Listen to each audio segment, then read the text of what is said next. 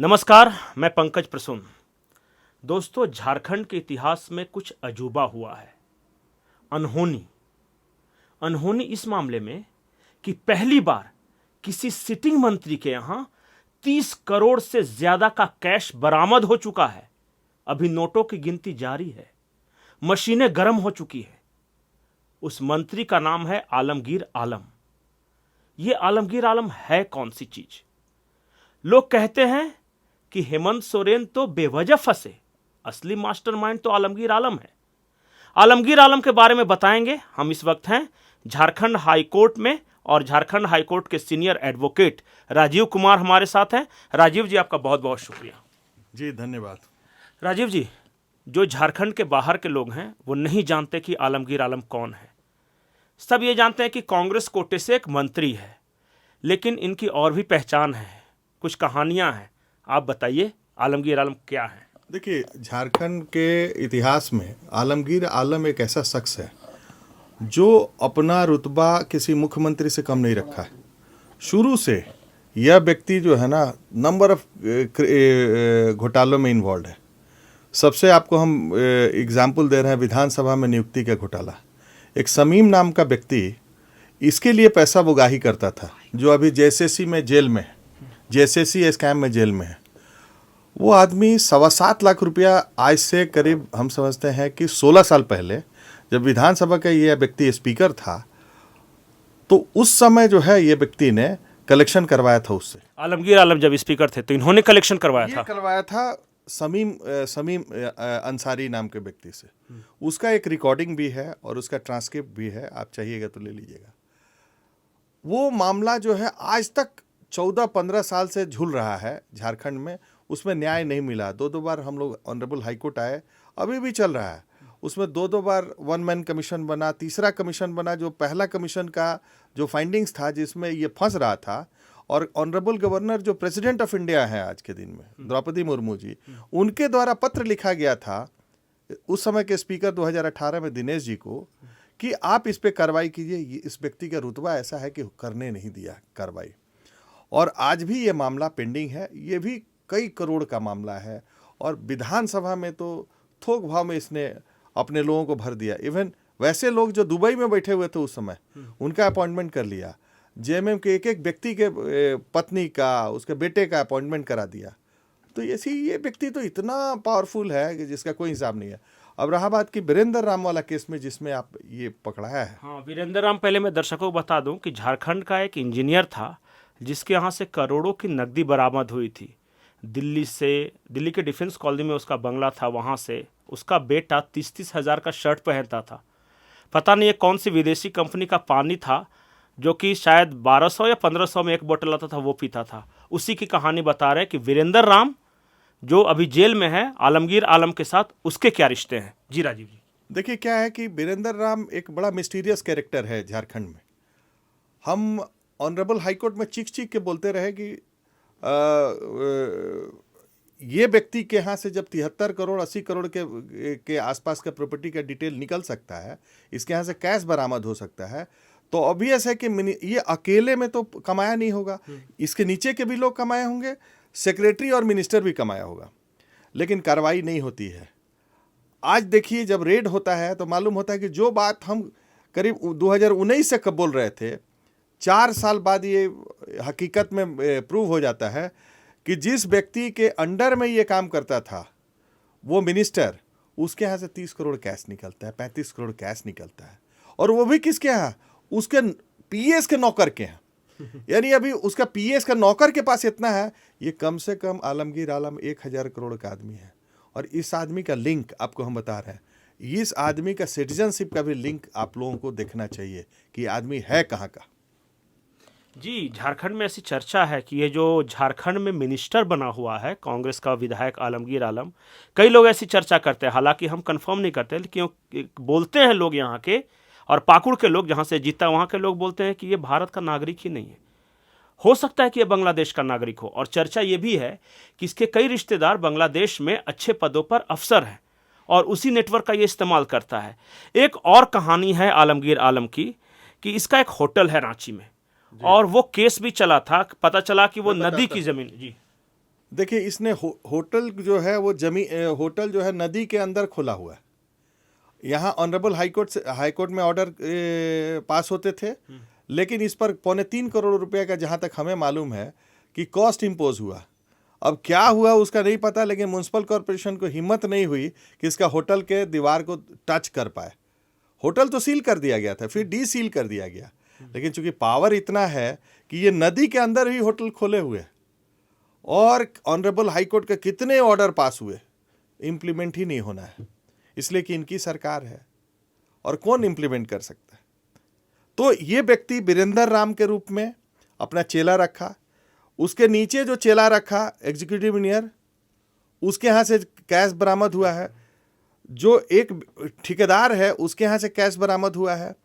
इनकी सुनते हैं कि पत्नी का और उस ठेकेदार का पार्टनरशिप में कोई बिजनेस है, वो भी एक होने वाला है क्लियर। उसके बाद से इसके कई रिश्तेदार जो है, जो लेन देन में इन्वॉल्व है, वो अब तो धीरे धीरे समझ में आएगा। लेकिन इस व्यक्ति को अभी तक अरेस्ट नहीं किया, ये सरप्राइज है। और हम लोग तो हमेशा हाईकोर्ट में बोलते रहते हैं, जब भी केस का कॉल होता है, जब भी आर्गूमेंट होता है, कि ये व्यक्ति ही इन्वॉल्व है, पूरा रूरल डेवलपमेंट डिपार्टमेंट को लूटने वाला व्यक्ति यही है। इसके सेक्रेटरी अभी टच नहीं किए गए हैं। यदि 30 करोड़ एक एग्जीक्यूटिव इंजीनियर के यहाँ से मिलता है, उसके पीएस के नौकर के यहाँ से मिलता है, तो मिनिस्टर का ही पैसा है, क्योंकि नौकर किसी पोस्ट पे तो था नहीं, उसको 20-25 हज़ार रुपये तनख्वाह मिलता था। मिनिस्टर के यहाँ का पैसा यदि इसके यहाँ मिलता है और 30 करोड़ के लगभग में है कैश, तो सेक्रेटरी को क्यों नहीं टच किया जाता है? जैसे पूजा सिंघल को डाले हो, जैसे छवि रंजन के डाले हो, इसके टाइम में भी सेक्रेटरी रहे हैं लोग, और वो सेक्रेटरी जो है एक से एक पराक्रम करके बैठा हुआ है। उस सेक्रेटरी को टच करने का इनको हिम्मत नहीं है। लेकिन ईडी का अब जब जाल है, वो सेक्रेटरी तक जाना चाहिए, क्योंकि हमारा जहाँ तक सोचना है कि जब ये कार्यक्रम शुरू हुआ था धरपकड़ का 2022 में, तो एक्सपेक्ट कर रहे थे 1 दर्जन IAS अफसर जेल जाएंगे यहाँ झारखंड में। अभी 3 ही हुआ है, 2 या 3 हुए हैं। अभी 7 या 8 IAS अफसर बचे हुए हैं जिनको जेल जाना है। कांग्रेस के मंत्री आलमगीर आलम की कहानी यहीं खत्म नहीं है। आलमगीर आलम की एक और कहानी शुरू होती है शंभू भगत के साथ। पाकुड़ में आपको पता होगा कि मुख्यमंत्री हेमंत सोरेन का एक विधायक प्रतिनिधि पकड़ा गया था, पंकज मिश्रा। एक ऑडियो वायरल हुआ था, उसमें शंभू भगत नाम के शख्स को यही मंत्री आलमगीर आलम धमकी दे रहा था। पत्थर का कारोबार, कहा जाता है कि बांग्लादेश जाते हैं झारखंड के पत्थर। अच्छा राजीव जी, एक बताइए कि शंभू भगत वाला जो प्रकरण हुआ, उसमें भी कुछ नहीं हुआ आलमगीर आलम को? देखिए, यही तो सबसे सरप्राइज है कि शंभू भगत के प्रकरण में पंकज मिश्रा जेल चला गया। आपको दाहू यादव पे वारंट है, बच्चू यादव अंदर, अन्य जितने भी लोग हैं महापुरुष वो अंदर हैं, लेकिन आलमगीर आलम को टच नहीं किया गया था। जबकि कहानी ही शुरू होती है धमकी से। बिल्कुल। जब ये झारखंड में करप्शन का जो बोलते हैं कि ए की शुरुआत होती है, सी की करप्शन की, तो वो इसके आलमगीर के द्वारा जो शंभू भगत को धमकी दी गई, वहीं से शुरू होता है। और वही हम लोगों का वायरल हुआ, वही हम लोगों का पिटीशन फाइल हुआ, और वहीं से आगे बढ़ा, वहीं पे पंकज मिश्रा पकड़ाया। तो शंभू भगत का ही कंप्लेंट पर ईडी जो है ECI रजिस्टर की। ECI रजिस्टर होने के बाद से उसको धमकाने के लिए, उस केस को मैनेज करने के लिए कई बार ऑनरेबल हाईकोर्ट में लोगों ने कोशिश की, उसमें भी वो लोग सक्सेसफुल नहीं हुए। बाद में ऑनरेबल हाईकोर्ट ने CBI जांच की आदेश दी। CBI जो है जांच कर रही है नींबू पहाड़ वाला प्रकरण का। आपको पता है कि जो व्यक्ति कंप्लेनेंट था वही बोला कि नहीं, हमने तो कंप्लेंट किया ही नहीं, उसमें CBI जांच हो गई। तो ये इतना पावरफुल आदमी है। और जितना, एक चीज़ और बता दें पंकज जी, कि इन लोगों का इंस्ट्रक्शन है हर एक थाने को कि कोई भी FIR में शेड्यूल ऑफेंस नहीं डाला जाएगा। वैसे सेक्शन IPC का जिसमें शेड्यूल ऑफेंस हो, वो नहीं डालना है। तो ये इसका एक कारस्तानी यही नहीं एंड होता है। ये आदमी नहीं पकड़ा जाता है ना, तो झारखंड का दुर्भाग्य होगा।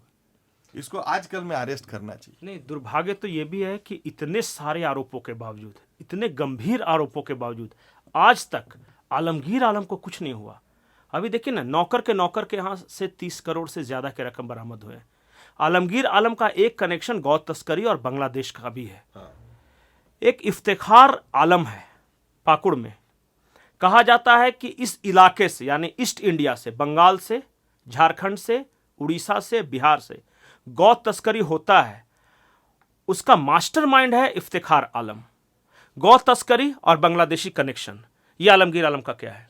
देखिए, गौ तस्करी में आप देखिएगा कि जब बोकारो से आप गुजरिएगा तो पूरा लाइन लगा हुआ है छोटी छोटी गायों का।